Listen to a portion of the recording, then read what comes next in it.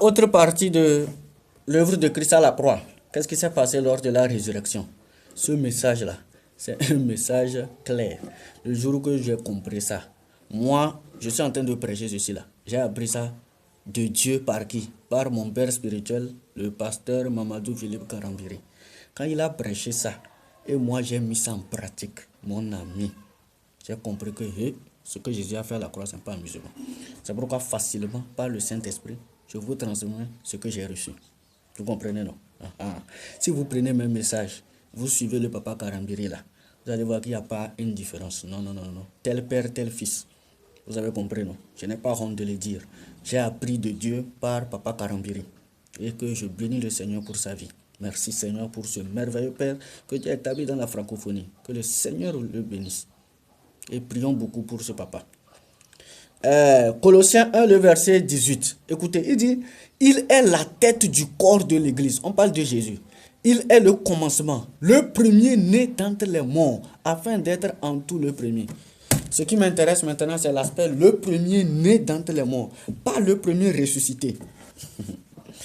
Le premier né, il est né d'entre les morts. Ce n'est pour rien, on vous dit que quand vous donnez votre vie à Christ, vous êtes né de nouveau. C'est lié à quoi? C'est ça. Mais beaucoup de chrétiens n'ont pas compris pourquoi on dit qu'ils sont nés de nouveau. Tous sont morts, ou bien Jésus a paru comme un mort. Il a paru comme un homme identifié aux pécheurs, à tous ceux qui sont morts, ou bien étant donc crucifié et revêtu du péché. Pas qu'il a péché, attention, Jésus n'a pas péché. Il est devenu péché, il n'a pas péché. La Bible dit qu'il est devenu péché pour nous, pour qu'en lui nous soyons justice de Dieu. C'est pourquoi en Jésus-Christ tu n'es plus pécheur. Tu as une nouvelle nature qui est justice. Maintenant, de la nature que Jésus a reçue pour aller au séjour des morts là. Maintenant que Jésus... Qu'est-ce qui s'est passé le troisième jour de la résurrection de Christ? Lorsque le Saint-Esprit, l'esprit de résurrection, l'esprit de la puissance de résurrection est venu pour libérer, pour prendre Jésus au séjour des morts. Jésus qui est sorti là, il est devenu un né d'entre les morts.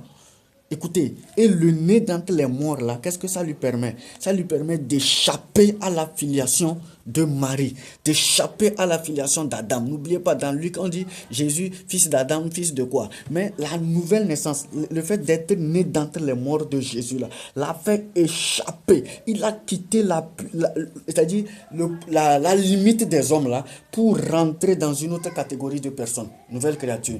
Et maintenant, quand vous prenez 1 Corinthiens 15, il dit, si tous ceux qui sont célestes, lisons 1 Corinthiens 15, je vais vous lire ça. 1 Corinthiens 15, il dit, 1 Corinthiens 15, le verset 45, c'est pourquoi il est écrit, le premier homme, Adam, devint une âme vivante, mais le dernier Adam, qui est Jésus, est devenu un esprit vivifiant. En Christ là, tu es né de nouveau. Jésus a échappé à la filiation d'Adam, des hommes, tout ça là. Toi aussi en Christ là, par la résurrection de Christ là. Écoutez, je vais prendre un exemple banal. Dans la sorcellerie, pour tuer quelqu'un là, il faut prendre quelque chose qui est en contact avec cette personne, ou bien peut-être le sol, peut-être un instrument, ou bien parce que vous avez été fait de quoi? De poussière. Et la poussière est liée avec tout ce qui est sur la terre. Maintenant, en Jésus, là, le second homme est tiré du ciel. Vous êtes né de nouveau. Maintenant, vous êtes tiré du ciel. On ne peut plus utiliser quelque chose de la terre pour vous tuer. Alors, si tu comprends ça, tu es libre. Jésus t'a délivré. C'est ce que là, Jésus étant né, il est le premier né d'entre les morts. Toi aussi, tu es le premier né. Tu es sorti, tu as échappé la filiation des hommes. On ne peut plus te tuer dans la sorcellerie si tu comprends ça là.